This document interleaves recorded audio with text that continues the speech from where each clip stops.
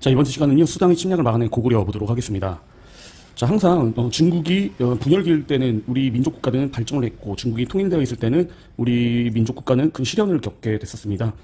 자, 그런데 이제 수나라, 중국이 수백 년 동안의 분열기였다가 이제 다시 수나라로 통일이 되면서 이제 우리나라도 이제 우리 민족국가였던 고구려가 위기에 빠진다라고 보시면 될 것 같습니다. 자, 보면요, 중국을 통일한 수와 그 뒤에 등장한 당은 많은 군사를 동원하여 여러 차례 고구려 정벌을 나섰다라고 보시면 됩니다. 고구려는 수당의 공격에 어떻게 대응했을까요? 수당은 동아시아 패권을 장악하기 위해 한반도 북부와 만주 지역에 강성했던 고구려를 제압하고자 했다고 보시면 됩니다. 여기 이제 고구려의 선제 공격이 있고, 고구려가 먼저 선제 공격을 하고요. 그 다음에 이 고구려가 선제 공격을 이제 이밀관 쪽으로 선제 공격을 하니까 이 빨간색 수 문제가 이렇게 공격을 하게 되고요. 수 문제 공격은 이제 그만 끝났고, 그리고 그의 아들이었던 양제가 침입을 해서 그 유명한 백만대군, 그래서 612년, 613년, 614년 세 번에 걸쳐서 침략을 하지만 결국에는 실패를 하게 됩니다. 고구려가 중국을 통일한 수에 맞서다 6세기 후반 중국을 통일한 수는 동아시아 패권을 장악하기 위해 고구려의 복종을 요구하였다. 그러나 고구려는 이를 거부하고 오히려 수의 요서 지역을 공격하게 됩니다. 그래서 오히려 고구려가 수의 요서 지역을 공격하면서 선제 공격을 하게 되고요. 요서 지역은 여기가 요동반도, 그 다음에 여기가 산둥반도지 않습니까? 산둥반도. 그런데 여기 이쪽에 이렇게 흐르는 강이 바로 요하라는 강입니다. 요하라는 강을 중심으로 이쪽이 요동, 이쪽이 요서 지역으로 나뉜다라고 보시면 됩니다.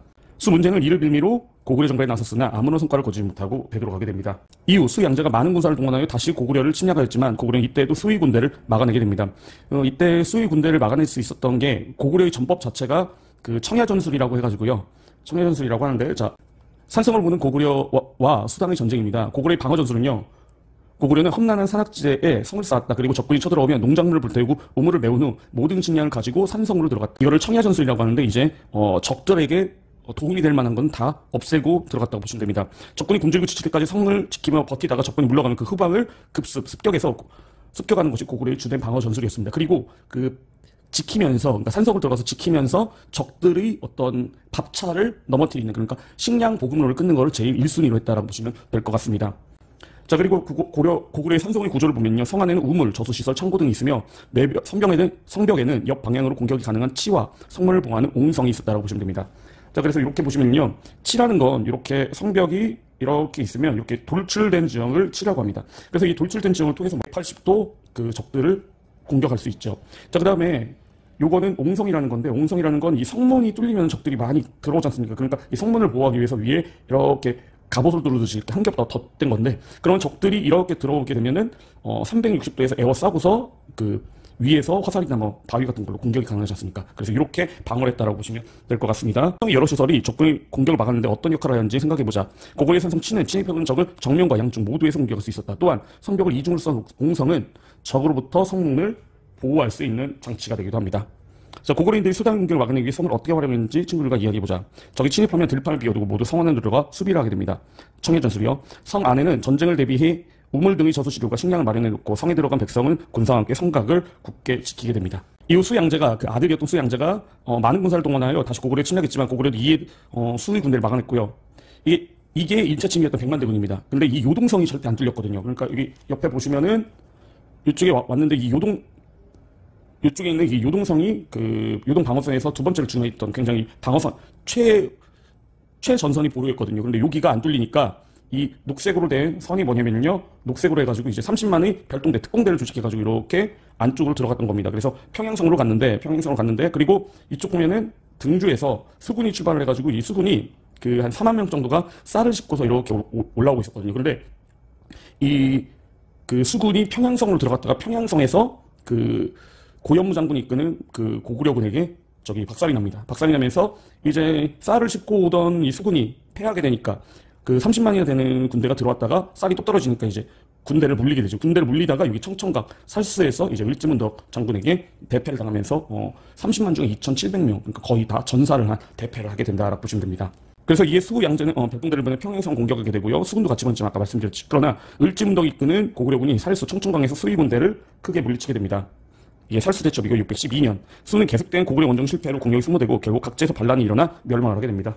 수 이후 국제관계를 보면은 수의 통일 이후 동북아시아 정세는 어떻게 바뀌었을까? 신라가 고구려부터 한강역을 빼앗은 뒤 중국을 통일한 수가 신라가 고구려로부터 한강유역을 빼앗은 다음에 중국을 통일했습니다. 수가 주변 세력부터 확장하기 시작하였다. 위기를 느낀 고구려는 북쪽으로 돌궐과 연합하여 수에 맞섰으며 남쪽으로는 백제외와 교류를 강화한 신라의 팽창을 견제하게 됩니다. 여기서부터 이제 후반전이니까 후반전은 뭐라고 했죠? 고인돌 베개. 고인돌 베개 좋아하는 사람 누구예요? 나당. 자, 그래서 한편 고구려와 백제는 공경에 처한 신라는 수당 세력과 연결해서 강화하려고 합니다. 그 결과 6세기 후반 이후 동북아시아에서는 신라와 수당이 연결된 동서 대륙과 그 다음에 그러니까 나당이죠, 나당. 그 다음에 돌궐과 고구려, 백제외, 그래서 고돌, 백외가 연결된 남북 세력이 연합하는 세력이 그 상황이 전개되게 됩니다. 그래서 후반전은 고인돌 백외 좋아하는 사람 누구예요? 나당. 이렇게 기억하시면 될 것 같습니다. 고구려가 당일 침략을 막아내다 수의 뒤에 이어 중국을 통일할 당은 처음에는 고구려를 압박하지 않게 됩니다. 왜 압박하지 않을까요? 수나라가 망하게 된 것 자체가 고구려를 억지로 침략을 하다가 망한 거지 않습니까? 그러니까 그 당나라는 처음에는 굉장히 고구려를 조심스럽게 대했다고 보시면 됩니다. 그러나 당태종은 국내 정치가 안정되자 고구려를 압박하기 시작합니다. 고구려는 유동성에 천리장성을 쌓아 당의 침략을 대비하였는데 이때 천리장성 축조 책임자이자 연개소문이 정변 쿠데타를 일으켜 권력을 장악하게 됩니다. 자, 이게 왜 그러냐면은 이제 여러분 어떻게 이해하시면 되냐면요. 그 연개소문은 연씨 집안 자체가 굉장히 장군 집안으로서 굉장히 뭐랄까요? 역사적으로 굉장히 강인한 무장 출신이었습니다. 강인한 무장 출신이었는데 우리가 수나라 수의 군대가 이렇게 해군으로 해가지고 그 1차 침입 때 평양까지 들어왔을 때 평양성 전투에서 고현무 장군이 이겼다고 했었잖아요. 그 고현무 장군이 누구냐면은 이 연개소문이 정변에 일으키기 직전의 임금이었던 영유왕입니다. 영양왕이 죽고 영유왕이 등장했는데 이 영유왕 같은 경우에는 고구려 수 전쟁 영웅이기도 했지 않습니까? 그런데 이 사람이 이제 왕이 되고 보니까 그러니까 강경적인 어떤 정책으로만 나라를 다스릴 수 없다는 걸 깨닫게 된 거예요. 이제 현실을 받아들여서 당나라에게 굉장히 평화적인 우호적인 정책을 취하게 되는데 이 우호적인 정책 중에 하나가 그 수당 전쟁 때 수나라 포로로 잡혀있던 애들이 있었을 거 아니에요, 그렇죠? 그런 애들을 풀어주고, 그러니까 포로를 당나라랑 이제 그 전쟁 포로로 교환하게 되고요. 그리고 일단은 고구려하고 수나라 전쟁에서 고구려가 이겼지 않습니까? 그래서 그 전승비 탑이 있거든요. 그 탑도 없애버리고 하게 됩니다. 그러니까 이거예요. 이 연개소문 같은 강경파 입장에서는 그 평화라는 거를 미명하에 그 영유왕이 나라를 팔아먹는 짓을 한다. 나라 팔아먹는 나쁜 놈이다. 매국노다라고 인식을 할 수밖에 없었습니다.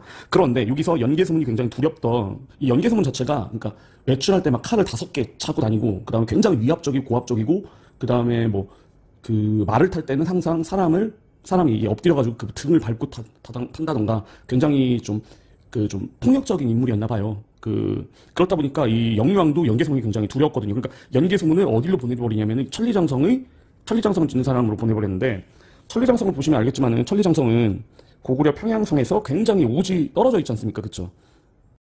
그 가뜩이나 영유왕이 나라를 팔아먹는 매국노 짓을 한다라고 생각했던 연개소문한테 이렇게 오지로 보내버리니까 연개소문이 바로 쿠데타를 일으키게 된 거다라고 보시면 됩니다.